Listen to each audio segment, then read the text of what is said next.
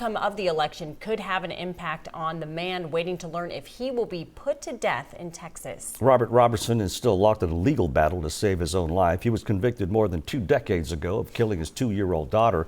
The judges he's raising appeals to are on the November ballot. Jalissa Garza joins us from the newsroom as this legal back and forth plays out. Jalissa.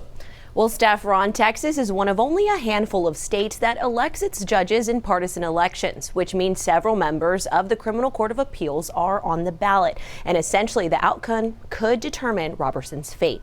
Now, earlier this month, in a 5-4 decision, the Court of Criminal Appeals upheld Roberson's execution, clearing the way for the execution before the Texas Supreme Court stepped in to halt it. 3 Republican incumbents, who are also members of the Court of Criminal Appeals, lost their primaries in March, and all 3 of them voted to allow Roberson's execution to move forward. Now, Roberson's execution date can't be reset until mid-January at the earliest. But by that time January rolls around, the court will have 3 new judges. Most people look at judicial races and know very little, if anything, about the candidates. And really, the main driver in those votes is the party of the candidates.